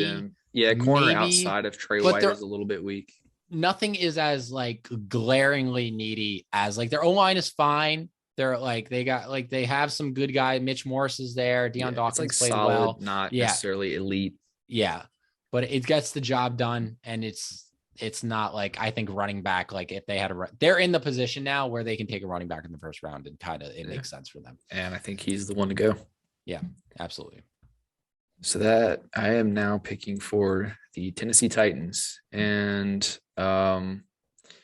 they have like no O linemen, none. They've released so many this offseason. They obviously have a Chiefs type plan where they're going to try to rebuild it all throughout the offseason, and I think that's going to start in the draft. Ryman is still on the board, if I'm not mistaken, right? Yeah. Okay. Well, that is who I'm going to take here. Bernard Ryman out of Central Michigan, I think is going to be a great fit for them. A lot of people have an issue just because he is a little bit older coming into the league. But I think that he's a great prospect. He plays very hard, plays very well, and I think that he's going to fit right in Tennessee. What's his grittiness factor? Luke, Grittiness? Gage, how gritty is he? Let me just look at him real quick, and I'll give you a rough estimate. How much of a high motor does he have? How much is he willing to lay it on the line down there? See real quick. Oh, yeah. That is a high motored boy right there. High motor boy. Yes. That is a gritty man. That is extremely gritty. Yeah. Very gritty to me. Looks a little frat boyish, so I'm going to take just a couple points off there. Okay. But outside of that, understandable. Yeah. So the Tampa Bay Buccaneers don't need anything. Yeah, they just keep bringing back everybody. So yeah. Listen, I think we fucked up in this mock draft because there's no way Tyler Linderbaum. That's what my fucking. That's what. But like honestly, that's where I think the Cardinals could have gone. But really, other than that, like everybody. I mean, maybe the Texans, but I went. Let's be honest. I completely fucked it up as soon as I took Kyle Hamilton with the number 2 pick. True. I ruined everything from there on, and that was very fair. But like the Bucs don't need a center. They have Ryan Jensen. They just locked him up. They'll go best player available, get Nakobe Dean, just for shits and gigs. They have Levante David and Devin White. Fuck it, just throw them in there. Maybe after Levante David's time, Nakobe Dean could step in. Absolutely, I love Nakobe Dean. I think he's a beast. So I like it. I think they might go some depth on their D line. Like not looking for a guy that's going to start right away.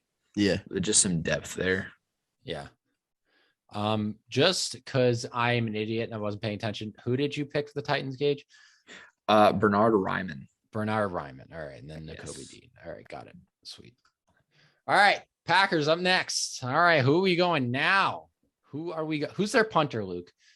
Fuck. They just got Pat O'Donnell from the Bears. Pat O'Donnell. Pat O'Donnell. Listen, if we draft that, what's his name? Matt Ariza. Yes, I would love that. I'm not even kidding. I would really love that. All right. You love it?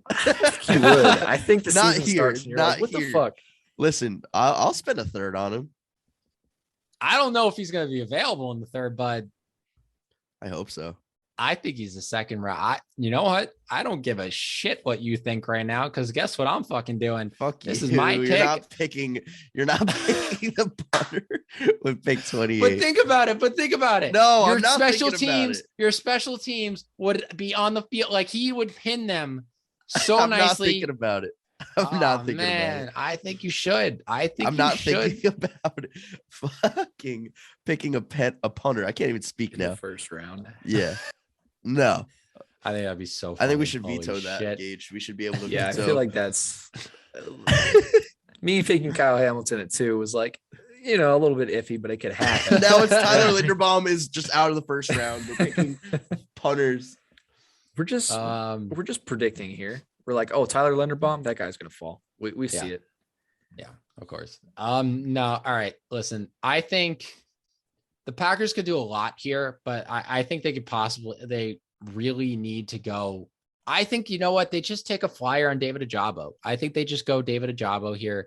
I don't think there's any pass rusher. I mean, you could say Jermaine Johnson out of Florida State. I don't think there's any pass rusher that really I like in this position that's worth the value like a David Ojabo. Yeah, you're not going to have him for a year, but other than that, this is a guy that we expected to go way before this pick. So I think you're getting a pretty talented edge rusher here in David Ajabo that you might have to wait a year on, but after that, it'll be worth it.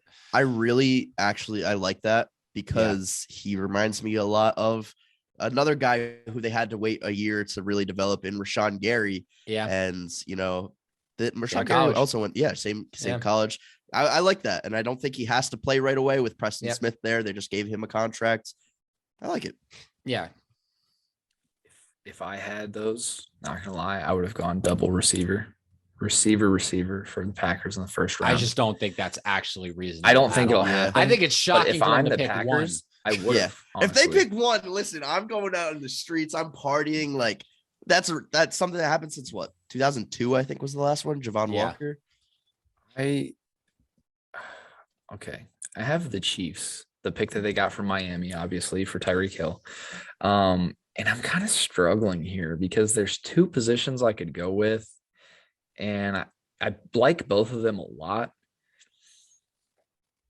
I don't think they're as concerned at wide receiver as people may think right now. Tyreek Hill, obviously, I think like top 5 receiver. They moved on from him, but they signed Marquez Valdez-Scantling today. He kind of replaces that deep threat, and they have Juju. They may make another move. I think they'll still draft a guy, but like we've been saying pretty much the whole draft, I think you can get a solid guy day 2.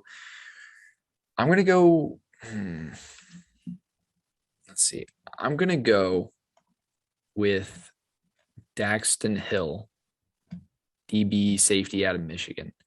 And he's very versatile. They could put him pretty much anywhere. I think that they're probably shoo-ins to get Stephon Gilmore, so they'll be able to play Daxton Hill at safety regardless. But if they needed to get him and play him at corner, I've seen a lot of people saying that he could potentially play corner because he's just as good at that position. Mm-hmm. But they're more than likely losing Tyrann Mathieu, not going to re-sign him. So I feel like that pick makes a lot of sense for them there with their glaring need on defense. Yeah. I was gonna go Andrew Booth if you didn't go Daxton Hill. I just think Daxton Hill, like I said, with the versatility, he could fill potentially either position of need for them, whether it be corner or safety. And like I said, I'm kind of banking on them getting Stephon Gilmore. Yeah, this pick's kind of hard. This one's tough because Nick Bolton was pretty good for them last year. Not the greatest, but like he made big plays when he needed to. Maybe they go D lineman, but like I don't see the value of picking one here. I don't know. I'm gonna go. It's Tyler Linderbaum's still here. They just took Creed Humphrey last year, so I can't. I'm gonna go Leo Chenal out of Wisconsin. Linebacker. He's going to do well in a blitz heavy scheme. I think you get a guy beside Nick Bolton. This could sort of be your Derek Thomas am I thinking of the right guy? No, who is Derek? Why can't I think of his last name? Was it Derek Thomas? Derek Johnson. He could be your Derek Johnson of this era. I think he's very physical. And I think he'd be a good fit there. Opposite side, Nick Bolton. He's better than Willie Gay, so. Yeah. I mean, this is the point in the draft where you could say anybody and it's like, yeah, I mean, that makes sense. Yeah, it makes I could definitely see that happen. This is the easiest pick I ever made in my life. I don't give a shit that they took Ted Karras. They signed him in free agency. If Tyler Linderbaum falls to you, Bengals, at 31, I don't give a shit. You fucking take Tyler Linderbaum. Like, I don't care. I do not care. Take Tyler. I don't care. You could have shelled out money to the $50 million at center. I don't give a shit. You fucking protect Joe Burrow. Yep. You got Tyler Linderbaum falling in your lap. You better fucking make that decision. And then you look at one offseason, how much better the Bengals O-line got. Who's their left tackle out of Alabama? Williams. Yeah. So you got him. And then you got Linderbaum at center. You got La'el Collins at right tackle. You got Alex Kappa at guard, who's really good for the Bucs over the past couple of years. I mean, that's right there. Joe Burrow's fine. Bam. Don't got to worry about him. Lock him in. Maybe you can shift Ted Karras over to left guard. That's what I was right thinking. Guard. Yeah. Shift him over. And then bam, you invested all your money into a very solid O-line, and he's going to be fine. I like it. Yeah. Like I said, I was literally looking at the same thing as Yeah. you said it. So, all right. I have the last pick in the first round of This the one should be easy. 2022 NFL draft. This one should be easy. I don't know if you're gonna feel Yes, that it way is. after I say what I'm gonna say. God. Because I'm manifesting here. And I want it to happen. This is what's gonna happen. He is the savior, as I've said time and time again, of the Detroit Lions. With the 32nd pick in the 2022 NFL draft, the Detroit Lions select Sam Howell. Yep. Knew it. Quarterback out of UNC. I like it. I can't knock it. I mean, they definitely need a quarterback. I would tend to go in the direction of a Matt Corral before I went Sam Howell. Which is what I feel like a lot of people would say. Yeah. Maurice Jones-Drew says, I thought we took Kenny Pickett. No, we didn't take Kenny Pickett. Oh, yeah. You said him jokingly. You drafted. Yeah. No, I'm not going to do it. No, I'm okay. still Sam Howell QB1. Maurice Jones-Drew has them taking Carson Strong, which is interesting. But no. Yeah, Sam Howell is a Lion.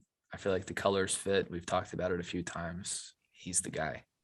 I think 100%. I don't know like who's going to drop there. Like I think 100% the Lions take a quarterback at the end of this draft. I could see it. Yeah. I think they'll definitely take one at the end of the first round for sure.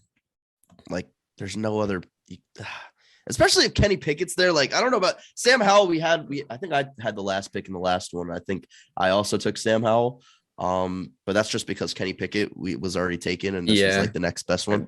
I think if Kenny Pickett is on the board there, I think for sure he goes in front of him, but I don't think that's going to happen. I think we fucked up this draft. This mock is more interesting, but it is very hard. This is what happens when we don't have but I don't know. Like, where did we fuck up? Like, what did we do wrong? Like, I don't think we did anything crazy here. Like, I think for the most part, the first thing that set it off the rails was definitely Malik Willis to the Panthers. I think that was the first thing that set it off the rails a little bit. Like that. Yeah. I mean, I'm joking about the Kyle Hamilton pick, but like, I don't think that's that insane. No. Like he's going to go top 4 somewhere, I would say.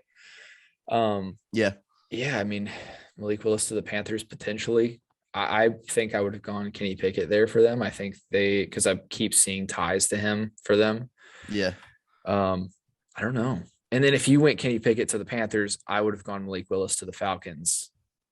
So I don't think this is that insane, just aside from Kenny Pickett falling out of the first round and Tyler Linderbaum falling to the bank. Yeah. Outside of that, I feel like a lot of this makes sense. But then again, like I think that's wild that Aiden Hutchinson, like I think the Lions, if Aiden Hutchinson is there, is that it just makes too much sense. It just makes Michigan guy coming for like he's a hero at the University of Michigan. So stay in Michigan for the Detroit Lions at number 2. And he's arguably like he definitely deserves to be that selection there. So I think Aiden Hutchinson would be a lock for me at number 2 to the line. I just think the story fits the draft. It's not like you're reaching like this guy could be a number 1 overall pick. Like that's how good he is. Like I definitely think Aiden Hutchinson's the Lions. To me, it just makes sense. To me, it's just like written in the stars for him to go there. I totally forgot that the Lions signed DJ Chark. Yeah, that was a thing. Yep, that was definitely a thing. Good for them too. That's a decent receiving core now with Monroe St. Brown and DJ Chark. And Quintez Cephas, come on. Quintez Cephas, man. He's the best receiver on that team. Holy shit. Yes. Remember when Amon-Ra St. Brown was like the best receiver in fantasy over like the last month of the season? It was crazy. That was the time. Insane. That was a time. He had the game winner against the Vikings. Yeah, let's go through here. I just want to say, I watch Big Ten football, have not heard of Boye Mafe. So Boye Mafe has been climbing up boards. I think he's one of those guys that could sneak in. Okay. I've been very busy lately, so I like haven't been paying attention to like. I think he's one of those guys that could sneak in. Yeah. Okay. At 24 though, at 24, I think later round. Yeah. I think, and just like with the edge position there, they might just go best edge available. I think it might be Boye.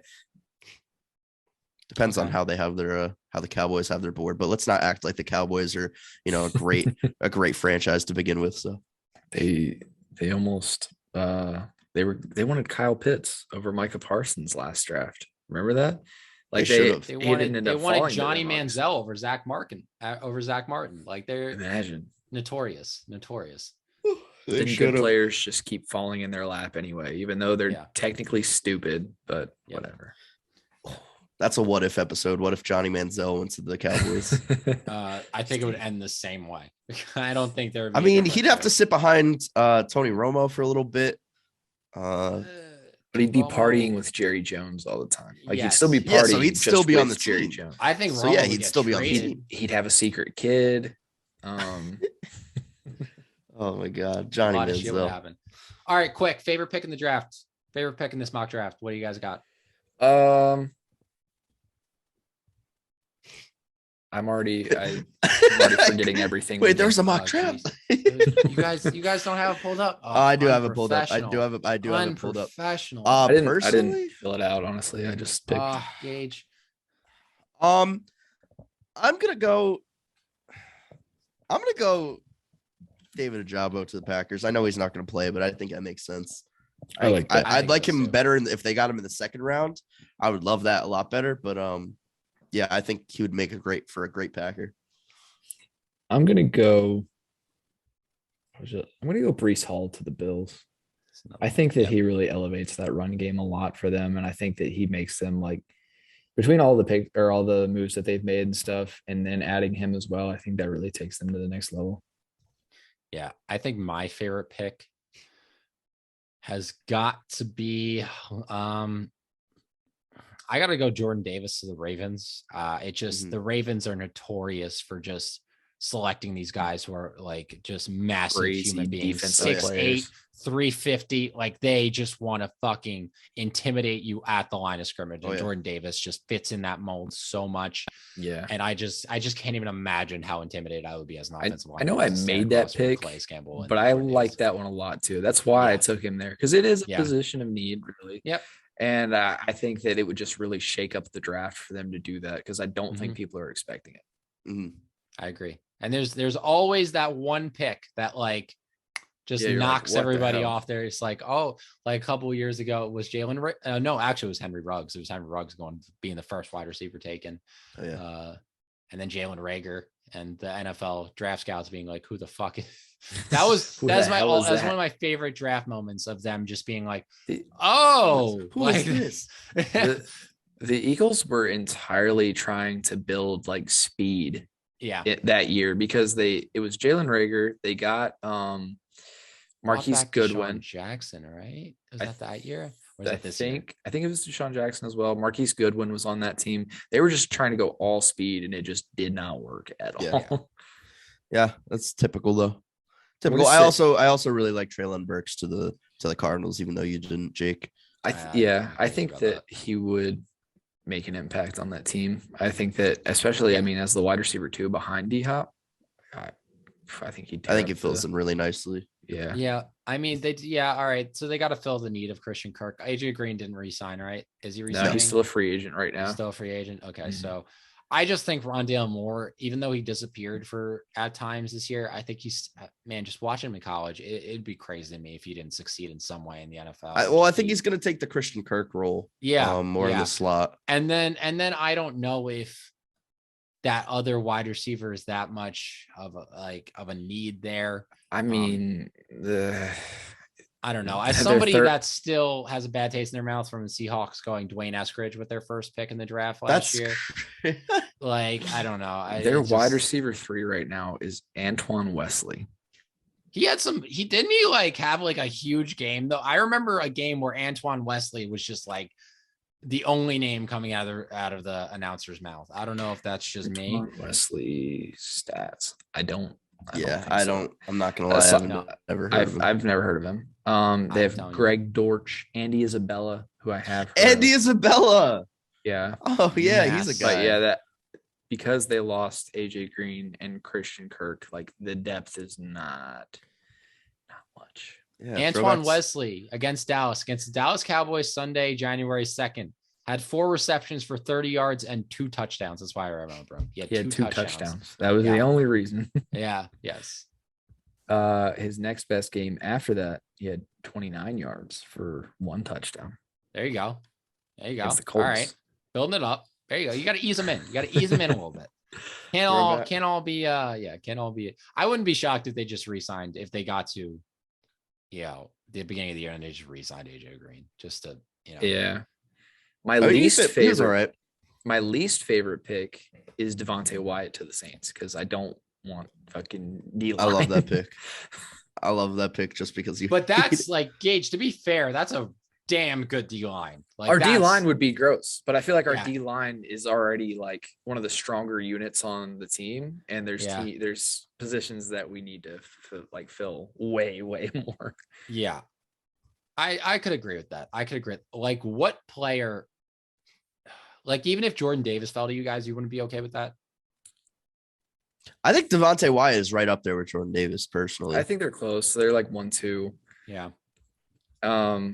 Maybe if we took him, I wouldn't be pissed off. But I'd be like, I'd have to see what we do with the rest of our picks before I really make judgment, I guess. Yeah. All right. That's fair. All right, guys, if you want to see our entire mock draft, make sure to go head to our Instagram account. It will be posted there, as will all of our mock drafts in the future. Just want to thank you guys for tuning in and listening to us. So if my favorite co-hosts would like to have some closing remarks, Luke, I'll start with you. Make sure to go check us out on all social medias. On TikTok, I am Football Fan Zone, Gage is Extra Points, and Jake is Jake Maltese 3, as well as all of our totally unqualified accounts, Instagram, TikTok, Twitter, YouTube, you name it, we got it. And just make sure to hit subscribe on our YouTube channel as well. Make sure to drop us a like, and hopefully we'll have Sped here next time for our next mock draft. We definitely will. Yeah, we'll be doing more of these. He'll definitely be included in some more of this stuff. But along with all of our socials and stuff like that, if you want a place where you can keep up with all the football news going on, whether it's a huge splash of a trade like Tyreek Hill, or even if it's just some stuff that, maybe people aren't as interested in, or we don't talk about quite as much, there's still a community for it in baseball news and stuff like that. Make sure to join our Discord. It is the Totally Unqualified Discord. You can find it at the link in our bios and stuff like that on any of the socials that Luke just listed there, of course. And we're trying to build a community there. If you want to keep up with the news, if you want to talk about the news with a group of people, that is definitely the place to do it. The whole goal of that is to kind of bring together a community of people that may not have people to talk sports with in their everyday lives. So be sure to join. And with that, guys, we will see you in the next one.